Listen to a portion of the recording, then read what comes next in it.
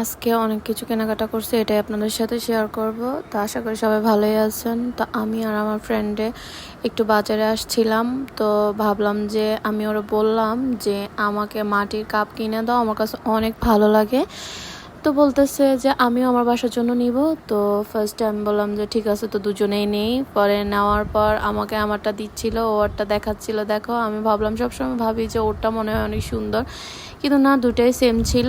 পরে মার্কেটে চলে আসলাম, ভাবলাম যে একটু মোবাইলে কাভার দেখি কীরকম সুন্দর কোনো কাভার আসছে কিনা। আসার পর পুরাই অবাক, দুইজনে সেম টু সেম কীভাবে মিল হয়ে যায় বুঝতে পারি না। তো ওর জন্য সব সময় আমার জরিমানা লাগে, ও বলতেছে নতুন কাভার নাও।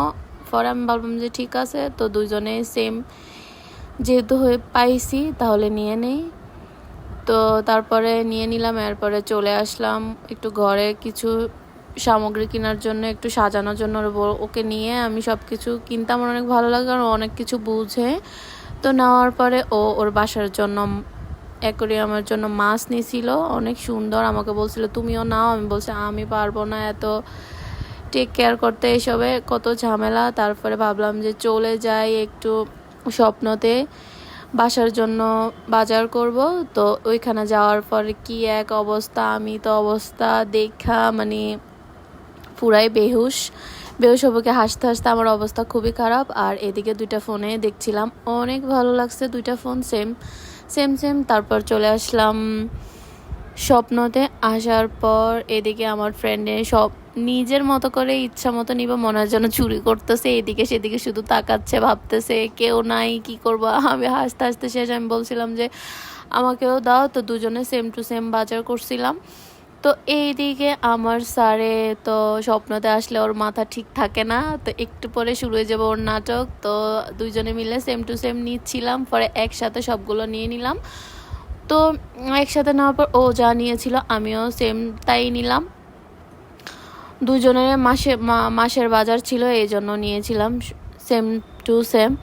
তো যাই হোক, এইদিকে সব কিছু নিয়ে নিলাম ডাবল ডাবল। তো এইদিকে তো স্যারের শুরু হয়ে গেছে নাটক। উনি দুইটা গাড়ি নিবে, উনি নাকি BMW গাড়ি নিবে, আর উনি তো একটা নিবে না, দুইটা নিবে।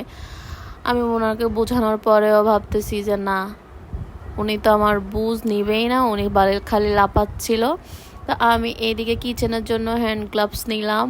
তো নেওয়ার পরে আমি তো শুধু ওনাকে দেখছিলাম যে উনি কিভাবে আমাকে এতটা জ্বালাতন করতে পারে। পরে আমার মনে হয়েছিল যে আমার মনে হয় আমার বাচ্চাই বেশি আমাকে ডিস্টার্ব করে। এখানে যে দুইটা বাচ্চা দেখছেন, ওরা ওদের মাকে এত ডিস্টার্ব করছিল, আমি এটা দেখে পুরাই হাসতে হাসতে অবাক। আর এইদিকে আমার ছেলে শুধু গাড়ি দেখতেছে, আর আর গাড়িগুলোর এত প্রাইস, যতই কম দামি গাড়ি দেখায় ওনার এগুলো ভালোই লাগে না, উনি হাসে। তো যাই হোক, আমার ফ্রেন্ড ওকে অনেক বোঝানোর চেষ্টা করছিল, কিন্তু ও বুঝেন আর বলতেছে। এদিকে ও বের করে করে এক একটা ছোট ছোট গাড়িগুলো দেয়, যেগুলো নিবা, ওর তো এগুলো ভালোই লাগে না, ওনার বড় বড় গাড়ি ওনার ভালো লাগে। তো ওনার কান্না দেখা আমি পুরো হাসতে হাসতে শেষ। ওনাকে বোঝাবো কি, ওনাকে বাজারে নিয়ে গেলে আমার যত প্যারা। যাই হোক, ওরে যতই দেয় ও কোনো কিছুতেই কেয়ার করে না। আর আমার ফ্রেন্ড আর আমি হাসতে হাসতে শেষ। ওনাকে নিয়ে আমার যত ঝামেলা, আমার ফ্রেন্ড বলতেছে কি ছেলে তোমার। তো যাই হোক, এদিকে উনি কান্নাকাটি শুরু করে দিছে, আমি কেন গাড়ি নিয়ে দিলাম না। অবশ্য ওর বাসায় অনেক গাড়ি ছিল, তো এই জন্য আমি ওর গাড়ি কিনে দিই নাই, কিন্তু আমি ওনাকে কি সামাল দেবো, আমি নিজে হাসতে হাসতে শেষ। তো তারপরে নিজেদের ফেসের অবস্থা দেখে পুরাই অবস্থা খুবই বাজে। আমার ফেস এমনিতে এরকম রাত জাগার কারণে বাজার করতে করতে অবস্থা খুবই খারাপ। তো সব কিছু কমপ্লিট, এখন আমরা বাসা চলে যাব। আল্লাহ হাফেজ।